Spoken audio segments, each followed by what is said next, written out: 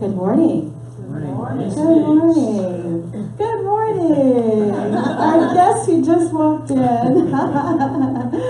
Let me make a quick introduction. I'm going to welcome all of you. Hello, and thank you all for making it on this stormy morning, the stormy Sunday morning. I can't tell you how the perfection of all of the pieces that have come together for us to be here today. And to introduce my friend, soon to be officially Reverend Rodney Gittens. Yes? And his honey, Miss Brenda. Yes, you are here today because, stand up, Brenda. Everybody can say hello and welcome you. Yes, Rodney is here today because he is paneling this week in Orlando, the last little hoop he has to jump through before he can be officially called Reverend Rodney Giddens. And it has been a long road, and I traveled a lot of it with him, and just so thrilled to have him here as he takes that last step. So good morning, everyone. Let me get my podium here as we get started.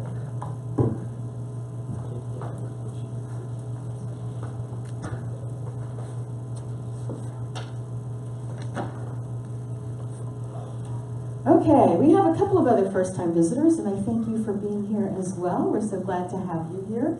Thank you, and hope that today you get something out of this. My intention is always that whatever you get here, you can use it in your life, like in the moment, when you're out with your friends, when you're with your family, when you're at work, that there's always a message, and you just get that boost while you're here so that you can make it through the week a little better. And I think we all need that boost today, don't we?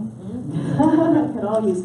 So today we are talking about the Eye of the Storm, Part 2. I don't know how long it's been that I've been coming here, but it almost never rains on a Sunday morning. Hardly ever. Last week it stormed. Went perfectly with the Eye of the Storm. Today, storming again, Part 2. I'm going to do another book next week. Just so you know. All right, let's see if this is. We're on. Okay, this month at Centers for Spiritual Living, the ministers who are choosing, the centers that are choosing, are talking about the values. That's been part of our program for this year, is we're talking about the values that we hold dear in Centers for Spiritual Living. And every month it's something different. Last month was accountability. This month is communication. We communicate openly with each other in an atmosphere of collaboration and inclusion. And so I've been talking about this communication, this idea of finding our common union from a couple of different angles this month. We talked about listening and the importance of that in communication, how listening actually creates the space so that communication can happen. We talked about not making assumptions. Now we're talking about conflict because that's a pretty significant part of communication. Would you agree? Right? No matter how good at it we think we are, right? No matter how expert we may be, no matter how much we try to avoid it even, conflict is just one of those things that seems to happen.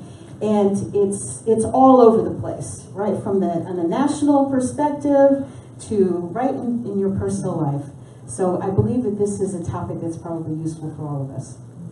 Last week, I introduced it with this concept that comes from a book called The Eye of the Storm by Gary Simmons.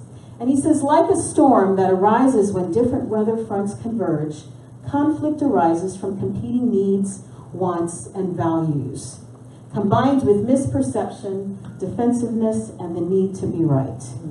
Now, how many of you would agree? That's really what conflict is all about. We all have our needs, we all have these things we like to see in our lives, and sometimes those clash with the needs and the ideas of other people. But somewhere, there is a higher ground. There is a place where we can find that common union, that place where we can come together and feel that oneness that is there, that is always there, but that we don't always feel because we're stuck in the stuff of our lives. And those misperceptions and that defensiveness and feelings of lack and fear and all those kinds of things that get in our way. So what we're here to do is to learn how to rise above so that you can understand those lessons and then use them and teach them to the others in your world. You cannot experience your wholeness believing that someone or something is against you. Would you agree with that? You cannot experience inner peace when you're worried that something isn't right in your world. It is the surest way to knock you out of that sense of peace. And wasn't that meditation awesome? I was almost like a piece like jelly here. Like I could just hang out here and just stay for a while. Conflict will totally knock you out of that peaceful, happy place. But it is what happens in life. So you can't experience that wholeness when you think something is wrong or something is against you.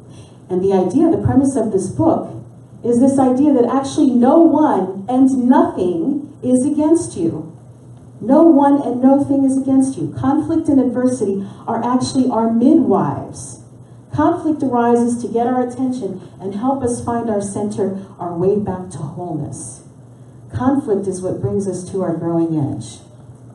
When everything is happy, hunky-dory, things are wonderful, you're not probably growing a whole lot. What conflict does is it takes you to the edge of what you know and where you're comfortable, and it has you step out into something new, so your life and your expression is bigger even than what you thought.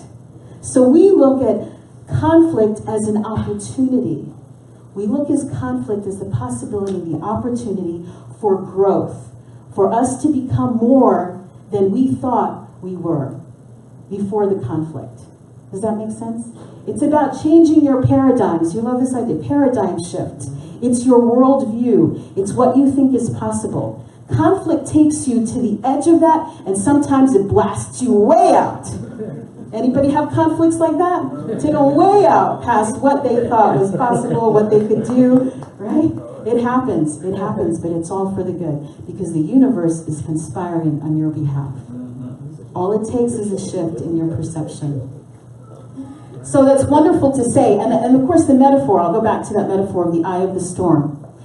You know, in the center of a storm, in a hurricane, and we know hurricanes here in Florida, there is that place of stillness and calm while that storm is whipping around. It's whipping and whipping and whipping, especially out in the circumference, outside. Things are wild and crazy, and maybe you've had conflicts like that in your life that make you feel like your head is just spinning. The idea, though, is to get yourself back to that place of centeredness, of peace, of calm, while that storm is whipping all around you. Would that be a useful thing for anybody to know? Yeah. How do you move yourself back to center? It really comes down to a change in your perspective. Because when we change the way we look at things, the things we look at change. It's all about changing your perspective. So we've got the guy here on the left who's looking, saying, woohoo, it's a boat, yes! He's so excited. And of course, the one that's on the boat is saying, woohoo, there's land! Expand the picture. We want to expand the picture.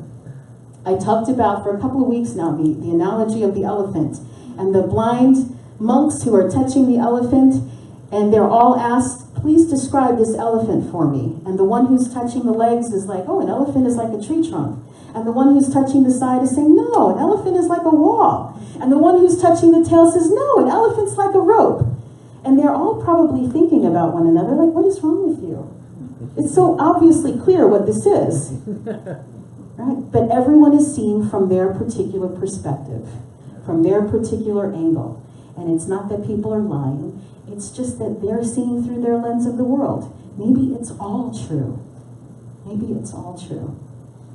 And maybe what we're here to do is to find that place of centeredness, like we get when we're in that nice meditation, and you actually get to see not just your piece of the elephant, but maybe somebody else's. That's what conflict does, right? Somebody else expands your world and says, why don't you look at it from this perspective? And you open your eyes a little bit more and you get to see, oh, okay, there's another possibility here. But then you go into that centered place, that meditative space, and maybe you actually get a glimpse of the whole elephant. Would that be a helpful thing? Imagine if we could all see that, see all of the possibility. That would eliminate all conflict. Okay, so how do we move to that place of centeredness? The first thing here is to be present. It's to be in the moment. It's to be in the here and now. Right here, right now. I'm sure some of you maybe have some of that swirl going around in your life, some conflict. You may have some things that you're dealing with on a personal level. But right here, right now, everything's okay. Right? All of your needs are met. You're breathing. Right? You're safe. You're secure. You're well. Everything right here, right now, in this moment, is good. Remember that. Remember that. Whenever you're going through your stuff, if you're feeling particularly conflicted, it is quite possibly because you're thinking about something that has happened in the past, ruminating over that, yes? Or thinking about what's to come in the future that hasn't quite happened yet with some fear and anxiety. Does that happen to anyone or just me? Okay, all right.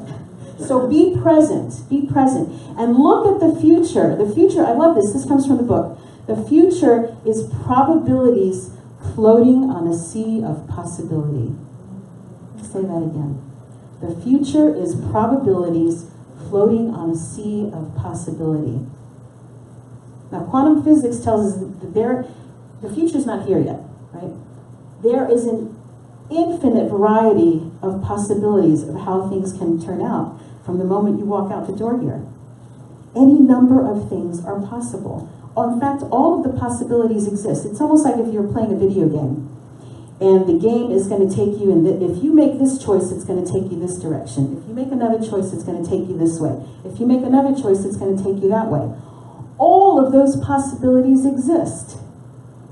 The one that you end up doing is based on the choices that you make in the moment. That is what's going to determine what comes next. But all of the possibilities exist. Now, we don't see all of those possibilities because we can only see what our lenses allow us to see. Your lenses are your worldview, your expectations, your programming, your past. All of those things are telling you what is possible for you in this world. So if you've grown up with the idea of lack and there's never enough, that's probably the lens, those are the glasses that you put on. Remember I talked to you about the sunglasses and how if you put on a pair of pink sunglasses, for a while everything has a pink tint as you're looking through those glasses. But after a while, it just looks like how it looks. It just looks normal. It just looks like how it's supposed to be and how it is. Until you take those glasses off and you set them aside and you say, wow, look at how different everything is. That's a lot of what we do here in Centers for Spiritual Living. It's to help you identify those lenses that you see through, that you're making your decisions about the world through. What if you could take that past programming and all those false beliefs and all those things you've been told that weren't true, take them off and set them aside? What would be possible for you then? Everything. Everything. And you are the one who chooses. Now, we're always the ones who are choosing, we just don't know that. We just forget because we don't see the possibilities because of the lenses that we have on. So we're here to take off those lenses. Question everything. Question everything. The next thing that we're to do, don't you love that? The next way to get yourself to the center of the storm, believe it or not, is to actually embrace conflict. Embrace conflict. Now that sounds like the very last thing that you ever want to do, right? All right, I'm going to read you a little something from here. And that's a real picture. It is. That's a real tiger. And I chose it because of this metaphor here. It talks about embracing conflict.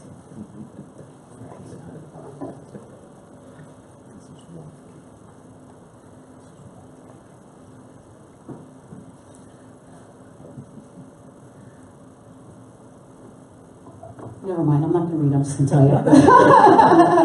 This is from a Chinese idea, that comes from the teaching of Tai Chi Chuan. Anybody know about that? Okay, so the idea is, embrace tiger, return to mountain. Embrace tiger, return to mountain.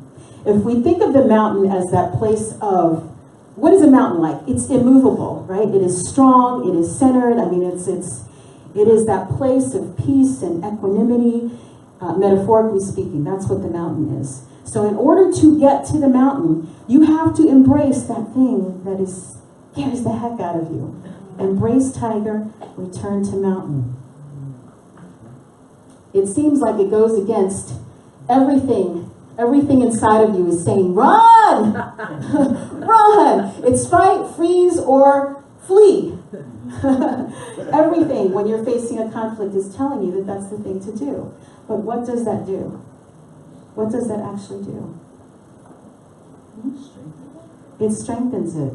It strengthens. It gives energy to the thing that you are afraid of. What you resist persists. What you resist persists. Fear then forces action, while centeredness and confidence reveal choices and options. When I look back over my own life and I think about the decisions that I made that were fear-based, they were the worst possible decisions that I could have made. Really and truly. The repercussions of some of those things, still feeling some of those a little bit. Whereas when you can bring yourself back to that place of calm, centered peace, you start to see options that you didn't see otherwise. Because fear does something to your mind.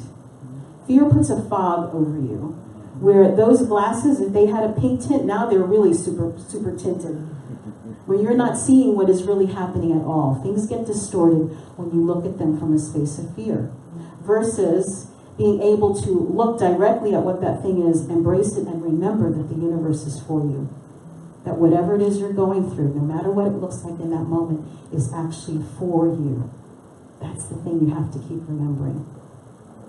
So yes, what we resist persists. And Carl Jung, I believe, was the first one to say that. But let me find you a couple of other ones who said it in different ways. Eckhart Tolle said it like this: what you fight, you strengthen, and what you resist persists. Always say yes to the present moment. What could be more futile, more insane than to create inner resistance to what already is? Now think about that. How many things have happened in your life? How many things are happening to you right now in this moment? Maybe it's an illness, maybe it's a job situation, whatever it is, and you keep saying, this isn't right. This isn't right. It's not right that happened. It shouldn't have happened to me. It shouldn't be happening now. But the fact of the matter is, it is happening. And it did happen. So what does fighting it do for you? It frustrates you, and it does absolutely nothing to change your situation. What could be more insane, right, than to create inner resistance to what already is? What could be more insane than to oppose life itself, which is now and always is now, in the moment? So surrender to what is. Say yes to life, and see how life suddenly starts working for you, rather than against you. Okay, Neil Donald Walsh said it this way: what you resist persists, and only what you can look at and own will disappear. You can make it disappear by simply changing your mind about it. Pema Chodron, I'm not sure if I'm saying her name right, the Buddhist monk, she said, resistance to unwanted circumstances has the power to keep those circumstances alive and well for a very long time. Mickey Singer, I don't know how many of you know Michael Singer, another very famous author, amazing man, says, if you are resisting something, you are feeding it. Any energy you fight, you are feeding. If you are pushing something away, you are inviting it to stay. I love that one. If you are pushing it away, you are inviting it to stay.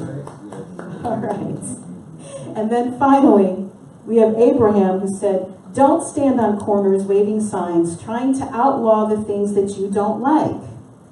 Don't ruin your life by pushing against. Instead say, I choose this instead. Instead of pushing against what it is you don't want to experience, allow what is to be and move from that place. I'm going to give you another little illustration. I'm not sure if y'all, I didn't set this up ahead of time, so put your hand up. Yeah. What happens when I push your hand? What is your automatic reaction? What do you want to do when I push? It's to stiffen, right? It's to push back. What happens if you just let go? Right? But what we resist, I would fall. That's why it's that martial arts kind of thing, right? That we provide no resistance and just allow what is to come. You see it coming and you move in the direction that's not going to slap you in the face. Just let it be what it is. Let it be. Non-resistance, right? That's the idea again. The perfect moment. What's that? Perfect teaching moment. Perfect teaching moment. Right? Do not resist. Just hang in there. All right. And I haven't done any martial arts in a long time. All right. Do not be anxious about anything, but in every situation, by prayer and petition with thanksgiving, present your request to God.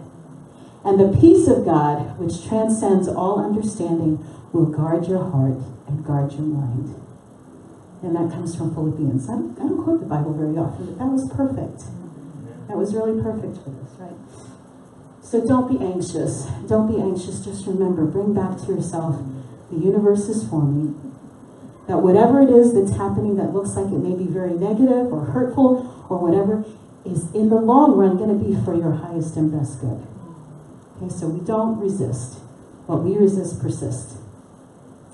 The next way to get yourself back to that centeredness is to practice stillness. Whatever that means for you. And I use that picture because that's my practice. You know, I go out to places where there's water and there is nature, and it brings me back to that centered place. To be in that place of God's creation, so much bigger than me, than anything I could have created or thought about. You know, in my own mind, I go to those places. Go to the ocean, go to the mountains, go to whatever nature, you know, whatever place soothes your soul, that's where you want to be. Practice that place of stillness. And if you can't be there physically, then go there in your mind.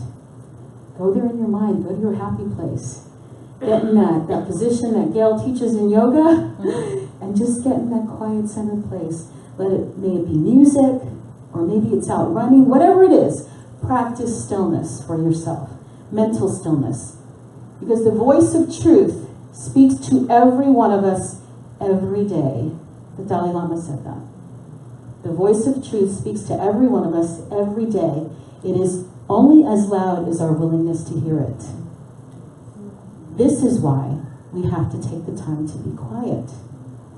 We have to take the time to still ourselves and quiet our minds so that the answer that is wanting to come through from the universe can come to you, so that you can hear it, so that you can receive it. Now, also, that's another one of those things. When you're in the middle of a storm, it's the last thing you want to do. Because you want to be in that swirl. You're thinking about it. How do I fix this? How do I deal with the situation? And you're in that swirl and you're going round and round. You need to get centered and get quiet so you can hear the answers that are there waiting for you. And believe that the answer, know that the answers are there. Now, how you distinguish that voice maybe from some of the other ones, that's another topic. But I will just say this. It is a familiar voice. It's kind of like when somebody calls you on the phone and you pick it up. It's your mom or it's one of your kids or something. You know that voice, don't you? They don't have to say, oh, this is mom. You already know it as soon as you hear the voice, right?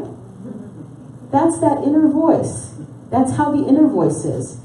The more you listen for it, the more you cultivate a relationship with it, the more familiar that voice becomes to you. And so you will know that that is the voice of truth. You don't have to ask about it. You don't have to wonder. It's never frantic. It's never worried. It is a voice that is confident. It is a voice that is pure. It is a voice that is true. And it is a voice that is going to tell you how you expand and how life can be bigger and better and greater and fuller for you. That's how you recognize the voice. But you have to be still enough to hear it. The next thing you want to do is you want to reflect in the presence of the enemy, whatever that enemy is. Now that enemy could be a diagnosis, that enemy could be a person, that enemy could be any number of things. Whoever or whatever seems to be against you, think of that person or that situation as a mirror of the place within you where you are not connected to your wholeness and your worth. Now, isn't it awesome that Kristen chose that song? When she played here last night, And she said, I don't know if you've heard about this book, The Revolutionary Agreements. It was like, wow, I just could not have planned this any better. Because we talked about that book. And this idea, this very idea, that it begins here, and that everything that is happening out there is not happening to you, but it is happening through you. We see life not as it is, but as we are, through those lenses that we are looking through all the time. So if you're seeing things out there in the world, and it looks to you like, wow, that's really, you're in a relationship or something that is really phenomenal, and you think this person is the most amazing person you've ever been with. Bravo! Bravo! Because that is a reflection of who you are. And you wouldn't recognize those wonderful qualities in that other if you didn't have those as well. Even in potentiality, it has to be part of who you are. Now the converse of that is also true. I don't like that side. So, most of us don't like that side, is when you see the ugly out there, when you see the unpleasant, when you see that, and it really hooks you, it's because of something that is within you. And the conflict arises, it's something that we bring about, not that it's happening to us again. It is something that our soul, that our spirit is bringing up for us to take a look at and say, is this really who I want to be? Is this really what I'm about? How do I release? I need to release that, because that's not what I am and who I am. And we're getting lots of opportunities to do that, aren't we? So many opportunities we are getting. I am anyway. Let me just put it that way. That we're seeing over and over and over again some things that make me look and say, now, I am not that. Why is that showing up in my existence? And we look at it as a mirror, but it's not a direct reflection always. It's kind of like a funhouse mirror. Right? So if I'm looking at somebody and I'm seeing that anger, really what I'm seeing is a lot of sadness and a lot of fear, then I have to turn that up to my face and say, now where am I feeling that anger? Where am I showing that fear? Where am I showing that kind of attitude in my life? Because we can't change anybody else. We can only change ourselves. But ironically, the thing is that when we change ourselves, when we change the way we look at things, the things we look at change. Yes, yes, yes. So take that time to reflect. Again, it means you got to get out of the swirl and get yourself back to that centered place, to that stillness, where you can hear the voice and you can reflect. The old law about an eye for an eye leaves everybody blind. The time is always right to do the right thing. That's the next piece of it.